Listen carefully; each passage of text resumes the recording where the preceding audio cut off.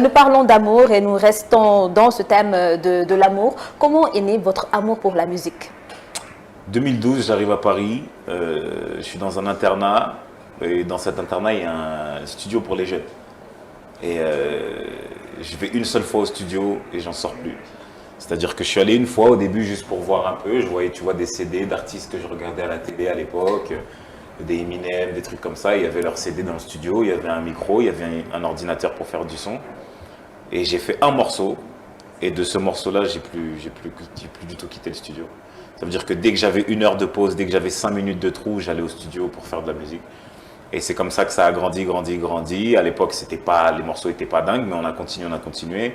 J'ai intégré un groupe aussi avec lequel on faisait un peu de musique. Et ensuite de là, j'ai rencontré Nas, qui est aujourd'hui un de mes beatmakers, et un de mes producteurs et mon ingénieur du son, avec qui on a avancé, avancé, avancé. Et 2018, la grande signature avec Barak, qui est aujourd'hui mon producteur, et toute l'équipe, tu vois. Et après, la famille, ça a grandi petit à petit. Vous empiétez sur mes questions. Ah Mais ce n'est pas grave. C'est pas grave. D'accord, Ahmed, une dernière question. Une question pour Titaï. Comment est-ce que vous trouvez aujourd'hui la musique de Taïk? Comment je trouve sa musique? Oui. Bah, sa musique, elle a évolué. Je trouve qu'aujourd'hui, même si je l'ai toujours trouvé chaud, bah, je trouve qu'aujourd'hui, il a une maîtrise de ses cordes vocales. Son gosier. Une maîtrise du gosier très, très parfaitement maîtrisée. Ouais, non, franchement, l'évolution, elle est vraiment ouf. Et après, je l'ai toujours trouvé fort. C'est juste que, voilà, au début, c'est quand on m'a parlé de lui, je voyais même. En fait, il était dans son truc, je voyais même pas quoi faire avec lui, en fait. Il était fort, il était dans son truc, j'étais en mode, mais tu sais, c'est un peu un ovni, le mec, tu vois. Et ça me fait plaisir, en fait, que justement, dans la musique, il y ait des ovnis qui soient identifiés. Ça veut dire que Taïk, il fait pas du, je sais pas, Taïk, il fait du Taïk. Il fait du Taïk, ça veut dire que c'est Taïk, le timbre de voix c'est Taïk, sa façon de chanter c'est Taïk, il a son truc à lui, il a son énergie à lui, c'est du Taïk. Et ça fait grave plaisir de voir ça. D'accord. Ahmed? Oui, ma question c'est toujours par rapport à ce que vous disiez tout à l'heure. Donc, votre secret de réussite, parce que vous avez mis la barre très haute. Quel est le secret de Taïk, surtout par rapport aux jeunes musiciens ou artistes qui nous regardent actuellement en Afrique surtout? La première base, c'est l'entourage. C'est s'entourer.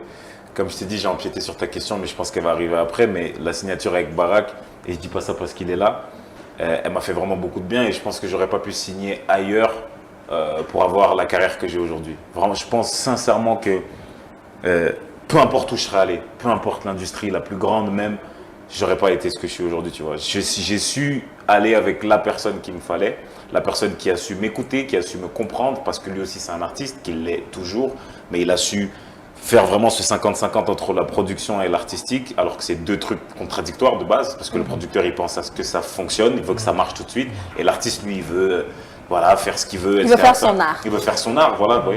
Et lui en fait il a su trancher vraiment, il a vraiment deux personnalités, c'est-à-dire qu'il y a plein de fois où je lui ai parlé de projets où il savait que ça donnerait peut-être rien, et qui dit producteur dit aussi ben, financièrement il doit lâcher de l'argent, vous voyez ce que je veux dire, parlons français. Et il lâchait cet argent en sachant que ça n'allait pas forcément fonctionner. Donc c'était essentiel pour moi d'être avec quelqu'un qui me comprendrait et qui me laisserait un petit peu faire ce que je veux. Et donc voilà, donc, je pense que c'est l'équipe premièrement et après c'est beaucoup de travail.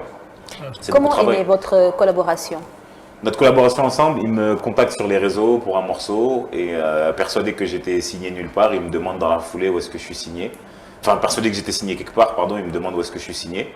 Et je lui dis que je suis tout seul, que j'appartiens à personne, que je suis signé nulle part. Et il me dit non, c'est mort, il faut qu'on travaille ensemble. Et dans la foulée, on travaille ensemble. Mais de base, c'était bête, c'était juste pour un morceau, il avait besoin de quelqu'un pour un refrain. Et à l'époque, moi, je n'étais pas trop connu, mais lui, en fait, pareil, artiste qu'il est, il n'a pas cherché à savoir si j'avais du buzz ou pas. Il a vu mon talent. Il a dit, ce mec-là, il me le faut sur ce morceau. Je ne cherche que ça, je veux ça. Et qu'il ait 20 000 abonnés ou 40 millions, je le veux lui. Donc, il m'a contacté. Et dans la foulée, on a signé ensemble. Dès qu'il a su que j'étais pas dans un label ou quoi que ce soit, il m'a signé directement. Et ça se voit qu'il a fait un bon choix. Ahmed, tu es en train de... Non, en business, on ne se trompe jamais. Hein. Voilà. D'accord.